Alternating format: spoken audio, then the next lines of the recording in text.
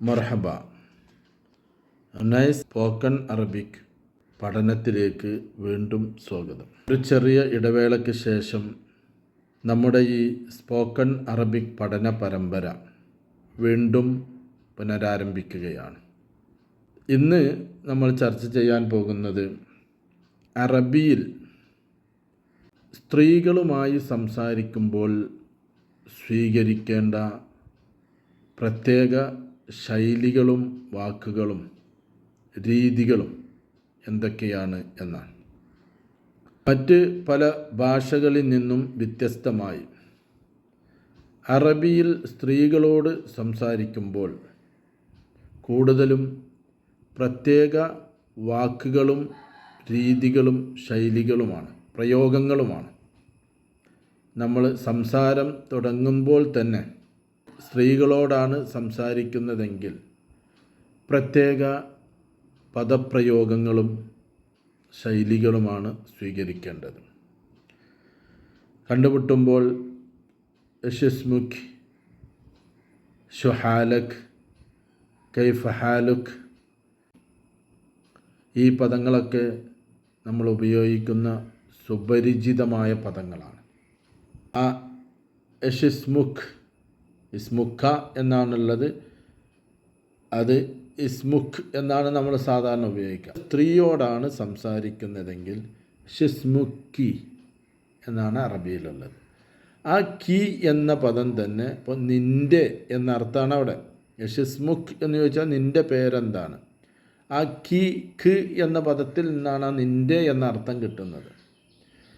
അവിടെ ഇസ്മുഖ് നിൻ്റെ പേര് എന്ന അർത്ഥത്തിന് നമ്മൾ ഖ് എന്ന് ഉപയോഗിക്കുകയിൽ കി എന്നാണ് ഉപയോഗിക്കുക. അത് തന്നെ ഒട്ടുമിക്ക പ്രദേശങ്ങളിലും പ്രയോഗത്തിൽ ചി എന്ന ശബ്ദത്തിലാണ് ഉച്ചരിക്കുന്നത്. അതായത് യഷിസ്മുച്ച്, യഷിസ്മുച്ച്, എന്താണ് താങ്കളുടെ പേര്? അതൊരു സ്ത്രീയോട് സംസാരിക്കുന്ന ശൈലിയാണ്. അതുപോലെ തന്നെ ഷുഹാലക്, എന്തൊക്കെയുണ്ട് വിശേഷങ്ങൾ?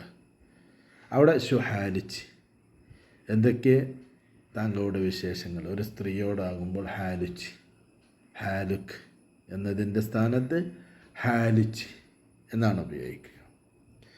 അതുപോലെ തന്നെ എന്താണ് താങ്കൾക്ക് വേണ്ടത്? ഇപ്പോൾ ഒരു ലേഡി കസ്റ്റമറാണ് നമ്മളൊരു ഷോപ്പിലാണെങ്കിൽ, അതല്ലെങ്കിൽ ഏത് സാഹചര്യത്തിലാണെങ്കിലും നമ്മൾ ചോദിക്കാറുണ്ട് എന്താണ് വേണ്ടത് എന്ന്. എസ്തബഗ എന്നാണ് ചോദിക്കുക. ആ തബഗ എന്നത് പുല്ലിംഗ പ്രയോഗമാണ്. അവിടെ എസ്തബഗി, ഒരു സ്ത്രീയോടാണ് നമ്മൾ താങ്കൾക്ക് എന്ത് വേണം എന്ന ഉദ്ദേശത്തിൽ ചോദിക്കുന്നതെങ്കിൽ എസ്തബഗി എന്നാണ് പറയുക. ഇങ്ങനെ അക്ക എന്നതിനെ കി എന്നും എന്നിട്ട് അത് ചി എന്ന ഉച്ചാരണത്തിൽ എന്ന ശബ്ദത്തിൽ ഉച്ചരിക്കുന്ന രീതി. അതുപോലെ തന്നെ തബഗ എന്നതിന് ഒരു ഇകാരം കൊടുത്തുകൊണ്ട് തബഗി. അതുപോലെ കടന്നു വരികയാണെങ്കിൽ വെൽക്കം ചെയ്യുന്നത്, അതായത് ഇപ്പോൾ നമ്മൾ സദസ്സിലേക്ക് കടന്നു വരികയാണ്, അപ്പോൾ ഫദ്ദൽ എന്നാണ് പറയുക. ഫദ്ദൽ, സ്വാഗതം, അദ്ദേഹത്തെ ആ സദസ്സിലേക്ക് സ്വാഗതം ചെയ്യുന്ന ഒരു വാക്കാണ് ഫദ്ദൽ. അവിടെ ഫദ്ദലി കണ്ട, ആ ഒരു ഇകാരത്തെ നീട്ടി ഉപയോഗിക്കുക. അതുപോലെ ഇസ്മാ, ഇസ്മാ യാഹി, സാധാരണ പറയാറുണ്ട്, ഒന്ന് ശ്രദ്ധിക്ക്, കേൾക്ക് എന്ന് പറയാറുണ്ട് നമ്മൾ. അവിടെ സ്ത്രീയോടാണെങ്കിൽ ഇസ്മായി, അഗുദ്, ഇരിക്കുക എന്ന് പുല്ലിംഗം, അഗുദി, ഇരിക്കുക. സ്ത്രീകളോടാണെങ്കിൽ ഇജ്ലിസ്, പുല്ലിംഗം, ഇരിക്ക്, ഇജ്ലിസി, നീ, താങ്കൾ ഇരിക്ക്. താൽ, കമോൺ, ഇങ്ങോട്ട് വാ എന്ന് പറയുന്നത്. അത് സ്ത്രീയോടാണെങ്കിൽ താലി, ഈ ഒരു രീതിയാണ് ഉപയോഗിക്കേണ്ടത്. അതേപോലെ തന്നെ സ്ത്രീകളെക്കുറിച്ച് സംസാരിക്കുമ്പോഴും ഈ ഒരു സ്ത്രീലിംഗ പദമാണ് ഉപയോഗിക്കുക. ഇപ്പോൾ ഉദാഹരണം, മുദർരിസ്, അധ്യാപകൻ, ടീച്ചർ, അത് മുദർരിസ, അതാണ് സ്ത്രീലിംഗ പദം. അതാണ് ഒരു സ്ത്രീയെക്കുറിച്ചാണ് നമ്മൾ സംസാരിക്കുന്നതെങ്കിൽ. അപ്പോൾ ഫാത്തിമ മുദർരിസ്, ഫാത്തിമ മുദർരിസാണ്, അങ്ങനെ പറയില്ല. ഫാത്തിമ മുദർരിസ. അഷ്റഫ് മുദർരിസ്, അഷ്റഫ് മുദർരിസാണ്. ഫാത്തിമ മുദരിസ. ഹിയ താലിബ ആണോ? അവിടെ ശ്രദ്ധിക്കേണ്ടത് ഹുവ താലിബ്, അവൻ വിദ്യാർത്ഥിയാണ്. ഹുവ താലിബ്, അവൻ വിദ്യാർത്ഥിയാണ്. അതൊരു സ്ത്രീയെക്കുറിച്ചാണ് പറയുന്നത്. ഹിയ താലിബ ഉണ്ടോ? അവിടെ ആ ബ എന്ന വാക്കിൻ്റെ ശേഷം താലിബത്തുൻ എന്നാണ് ശരിക്കും അടിസ്ഥാനപരമായി ഉള്ളത്. പക്ഷെ ഒരിക്കലും അത് നമ്മുടെ സംസാരത്തിൽ പ്രയോഗിക്കാറില്ല. അതുപോലെ തബീബ്, ഡോക്ടർ. തബീബ് എന്ന് പറഞ്ഞാൽ തന്നെ മെയിൽ ഡോക്ടർ. തബീബ, ലേഡി ഡോക്ടർ.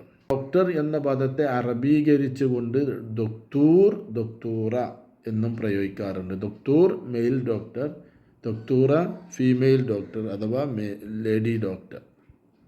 അതുപോലെ കമ്പനി മാനേജർ ഒരു സ്ത്രീ ആണെങ്കിൽ അവിടെ മുദീർ എന്നാണ് പദം. പക്ഷേ സ്ത്രീ ആണെങ്കിൽ ഉപയോഗിക്കുക മുദീറ എന്നാണ്.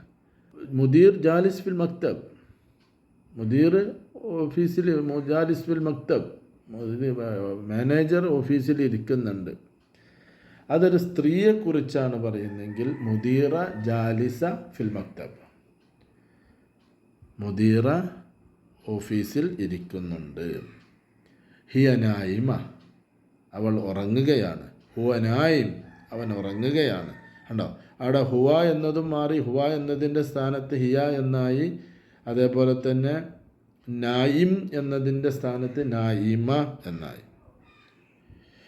അതുപോലെ അഹ് എന്നാണ് നമ്മൾ ഒരു സഹോദര എന്നതിന് ഉപയോഗിക്കുന്നതെങ്കിൽ ഇവിടെ ഉഖ്ത് എന്നാണ്. അഹി, എൻ്റെ സഹോദര, യാ അഹി സാധാരണ നമ്മൾ പറയും. അവിടെ സ്ത്രീയോടാണെങ്കിൽ ഉഖ്തി, യാ ഉഖ്തി എന്നാണ് പറയേണ്ടത്. അതുപോലെ യാ സയ്യിദ്, ജെൻ്റൽമാൻ എന്നതിനൊക്കെ അർത്ഥത്തിന് സയ്യിദ് എന്ന് ഉപയോഗിക്കും. അവിടെ സയ്യിദ എന്നാണ് ഉപയോഗിക്കുക. യാ ത്വയ്യീബ്, യാ ത്വയ്യീബ. ഇനി അതുപോലെ അവരുടെ ജോലി അല്ല, അവരുടെ എന്നതിന് നമ്മൾ ഉപയോഗിക്കുക. അപ്പോൾ ഷുലുഹു ജയ്യിദ്, അവൻ്റെ വർക്ക് നല്ല വർക്കാണ്. ഷുലു ജയ്യിദ്, ഷുലുഹു മുംതാസ്, അവൻ്റെ വർക്ക് വളരെ നല്ല വർക്കാണ്. അവിടെ നമ്മളിപ്പോൾ ഒരു സ്ത്രീയെക്കുറിച്ചാണ് പറയുന്നത്. ഷുലുഹ ജയ്യിദ. അവർ ഷുലുഹു എന്നിടത്ത് ഹ എന്നായി, ജയ്യിദ് എന്ന സ്ഥാനത്ത് ജയ്യിദ എന്നായി. ഷുലുഹ ജയ്യിദ, അവരുടെ, അതായത് ഒരു സ്ത്രീയുടെ ജോലി നല്ല വർക്കാണ് എന്ന് പറയാൻ വേണ്ടി. അതേപോലെ തന്നെ ഷുലുഹ മുംതാസ, ആ രീതിയിലാണ് പ്രയോഗിക്കേണ്ടത്. വിശേഷണങ്ങൾ ഇതേപോലെ തന്നെ. ഇപ്പോൾ സയ്യാറ ജദീദ, പുതിയ വാഹനം. സയ്യാറ ജമീല, മനോഹരമായ നല്ല ഭംഗിയുള്ള വാഹനം. ഇങ്ങനെ സ്ത്രീലിംഗം ഉപയോഗിക്കാൻ നമ്മൾ പ്രത്യേകം പഠിക്കുക. ആ ഒരു പ്രയോഗങ്ങളും അവരുടെ സംസാരത്തിൽ സ്ത്രീകളോട് സ്ത്രീലിംഗ പദങ്ങളായിട്ട് തന്നെ അതിന് മുഅന്നസ് എന്നാണ് പറയുക, ഇനീസാക്കുക. ഇങ്ങനെ അറബിയിൽ പറയുന്നത് മുദക്കർ, മുഅന്നസ്, സ്ത്രീലിംഗം, പുല്ലിംഗം. മുദക്കർ പുല്ലിംഗം, മുഅന്നസ് സ്ത്രീലിംഗം. അതുപോലെ ഒരു സ്ത്രീ അവരെക്കുറിച്ച് പരിചയപ്പെടുത്തുമ്പോഴും സ്ത്രീലിംഗ പദം ശ്രദ്ധിക്കേണ്ടതുണ്ട്. ഉദാഹരണത്തിന് ഒരാൾ ചോദിക്കുക, യേശ് മെഹിനത്തേക്ക്, എന്താണ് താങ്കളുടെ ജോലി? അല്ലെങ്കിൽ യേശ് വലീഫത്തേക്ക്, എന്താണ്, എന്ത് ചെയ്യുന്നു? യേശ് ഷുലുക്കി എന്നും ചോദിക്കാം, എന്താണ് നിൻ്റെ ജോലി? ഇങ്ങനെ പല രീതിയിലും അത് ചോദിക്കും.